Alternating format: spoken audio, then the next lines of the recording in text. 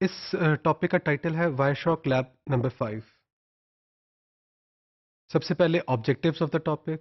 After completing this topic a student will be able to apply a filter using port number in Wireshark. Port number हम use करेंगे ताकि एक filter apply किया जाए और हम अपने पैकेट्स को फर्दर एनालाइज कर सकें।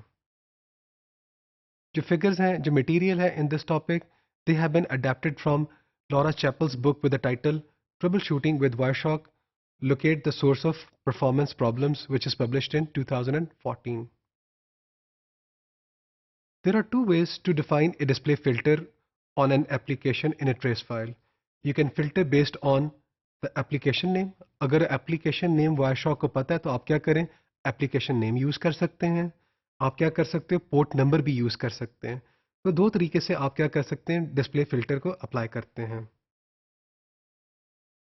इस टॉपिक में हम लोग क्या करेंगे, हम ट्रैफिक को फिल्टर करेंगे based on A port number. एक पोर्ट नंबर को यूज़ करेंगे और ट्रैफिक को फिल्टर करके देखेंगे। ये जो ट्रेस फाइल है, ये हमने कहाँ से डाउनलोड की है? ये ट्रेस फाइल हमने डाउनलोड की है, इस जो बुक है उसकी जो इस बुक की जो वेबसाइट है वहाँ से हमने इस ट्रेस फाइल को डाउनलोड किया है। और इस ट्रेस फाइल का नाम है open T R dash two host dot P cap N जी।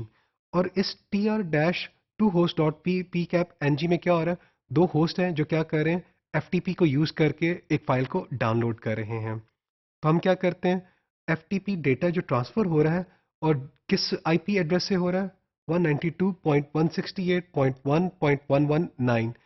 ये इस आई पी से जो F T P data transfer हो रहा है इसको हम एनालाइज करते हैं। तो स्टेप नंबर 2 में हम क्या करेंगे, हमने ट्रेस फाइल को वायरशॉक में खोल लिया है। अब हम क्या करेंगे, स्टेप नंबर 2 अप्लाई करते हैं। स्टेप नंबर 2 में हम क्या करते हैं, आईपी डॉट एड्रेस का एक्सप्रेशन यूज करते हैं, इज इक्वल टू 192.168.1.119। तो हमें पता था कि ये जो आईपी एड्रेस है, this was involve in the FTP data transfer. तो हमने ये आईपी एड्रेस यूज किया, आईपी एड्रेस को अप्लाई किया, जो डिस्प्ले फिल्टर एरिया उसमें अप्लाई किया और क्लिक कर दिया अप्लाई। अब इस फिल्टर को अप्लाई करने के बाद उस पूरी ट्रेस फाइल में जितने भी पैकेट्स में ये आईपी एड्रेस आ रहा है, आइदर एज ए सोर्स और एज ए डेस्टिनेशन, वो क्या होगा, वो हमें डिस्प्ले हो जाएंगे। फिर हम क्या करते हैं, हम look for the response to the PASV command which is packet number 3959। Packet number 3959 को हम एग्जामिन करते हैं। उसको हम क्या करेंगे, expand the FTP section in the packet details pane to see the port number. अब हम पोर्ट नंबर को एग्जामिन करने जा रहे हैं, that the server will be listening to on for the FTP data channel.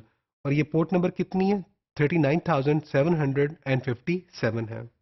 अगर आप इस डायग्राम में देखें तो इस डायग्राम में हम लोगों ने क्या किया, फिल्टर अप्लाई किया। सबसे पहले IP dot addr is equal to 192.168.1.199, apply का बटन अप्लाई किया। अप्लाई करने के बाद क्या हुआ, पूरी जो ट्रेस फाइल थी उसमें जो पैकेट्स जिसमें ये सोर्स है, ये डेस्टिनेशन है, वो आपके सामने आ गए हैं पैकेट्स।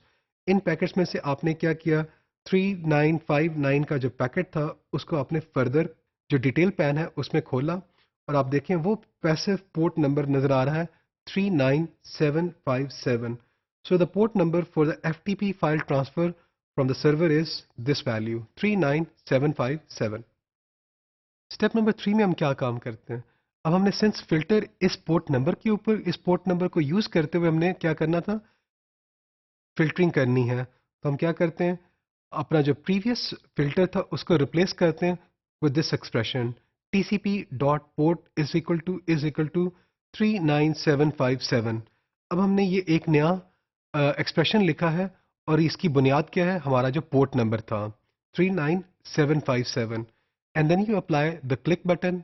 अब क्लिक बटन को अप्लाई करने के बाद क्या होगा, जो ट्रेस फाइल है उसमें से जहां जहां ये पोर्ट नंबर आ रही होगी उसके पैकेट्स नजर आएंगे हमें।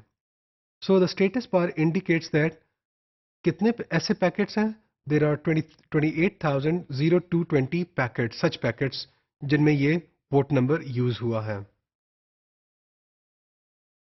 Next we contrast this with display filter based on an application name.